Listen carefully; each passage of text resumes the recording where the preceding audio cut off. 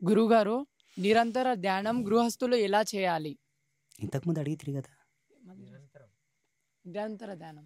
నిరంతర ధ్యానం ఎప్పటికీ బీజ మంత్రాలుంటే నిరంతరం జపించుటకు యోగ్యత లేదు. అది కేవలము పూజా సమయమునందు, పూజా మందిరమునందు, దేవాలయాల్లో, ప్రశాంతమైనటువంటి వన్య ప్రాంతంలో, నదీ తీరాల్లో, కొండ ప్రాంతాల్లో, లేదా అశ్వత్థ వృక్షం, తులసి వృక్షం, గోశాల, గురు సన్నిధిలో మాత్రమే బీజ మంత్రములను జపించవచ్చు. ఇంట్లో కూడా జపించవచ్చు. దానికి ఒక పద్ధతి. నిరంతరము జపించాలంటే భగవన్నామాన్ని జపించవచ్చు. హరే రామ హరే కృష్ణ, లేదా ఓం నమ శివాయ, నారాయణాయ, శ్రీమాత్రే నమ, భవాన్యే నమ, దుర్గాయే నమ, మహాకాళికాయే నమ, లక్ష్మీ నమ అని అమ్మవారి పేరు, అయ్యవారి పేర్లు నిరంతరం మననం చేసుకోవచ్చు. ఈ మననం చేసుకునేటప్పుడు కాళ్లకు చెప్పులు లేకుండా చేసుకోవడం మంచిది. షూస్ ఉంటే ఇప్పిపాడేయండి, ఉత్తకాళ్ళతో నిల్లంతా తిరుగుకుంటా మంత్రం చెప్పు. డ్రైవింగ్ చేస్తున్నావు, కాళ్ళకు చెప్పులు ఇడిసి ఉత్తకాళ్ళతోన కూర్చొని డ్రైవింగ్ చేసుకో, వెనుక సీట్లో కూర్చో, పక్క సీట్లో కూర్చో, మననం చేసుకో. మళ్ళీ బీజ మంత్రాలకు అర్హత లేదు, నామజపము వారకే అర్హత. ఇంట్లో పనిచేసేటప్పుడు కూడా అనుకో.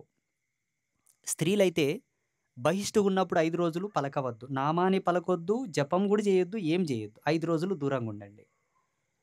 పురుషులైతే ఎప్పటికి చదవచ్చు, వాళ్ళకి ఏ ఆంక్షలు లేవు. వాళ్ళు బయటికైతే చదవకూడదు. పురుషులైతే వాళ్ళు బయటికైతే చదవకూడదు. వాళ్ళు ఎట్లా బయటికి అవుతారు స్వామి అంటే, వారికి పురుషరేతస్సు స్ఖలనం అయితే వాళ్ళు బయటికైనట్లే సంబంధం. వీళ్ళకి 5 రోజులు ఉంటుంది.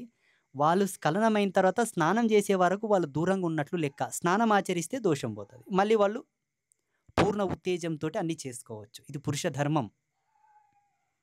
బయటికి అవుతారంటే నవ్వుతారేంటి అందరు? అది శారీరక మానసికమైనటువంటి మైల అండి. శారీరక మానసిక 2 మైలలు అవి. అందుకే ఆ స్థితిలో ఉన్న పురుషుడు దేనిని తాకకూడదట. వెనకడుకు కథ ఉన్నది. రాత్రికి సాధర్మచారిణితో సంభోగించిన తర్వాత ఉదయం తెల్లవారుజామున లేవంగానే గోపేడ దేని కోయిండు.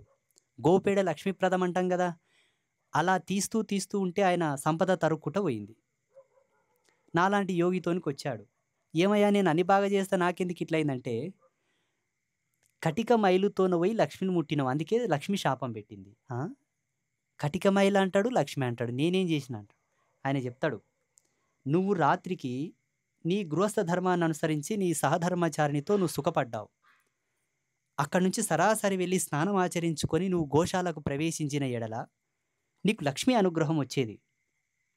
ఆ మైలుతో వెళ్ళి గోపోయడం తాకావు కాబట్టి లక్ష్మి యొక్క శాపం తగిలింది నీకు అని చెప్తాడు.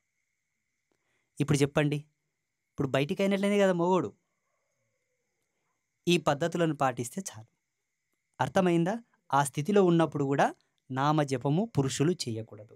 సర్వకాల సర్వావస్థల యందు ఎవరైనాను భగవన్నామాన్ని జపించవచ్చు. స్నానం చేసి శుద్ధిగా ఉన్నామా లేదా చూసుకోవాలి, కాళ్ళకు చెప్పులు లేకుండా చూసుకోవాలి, పవిత్రంగా ఉన్నామా లేదా చూసుకోవాలి. స్వస్తి.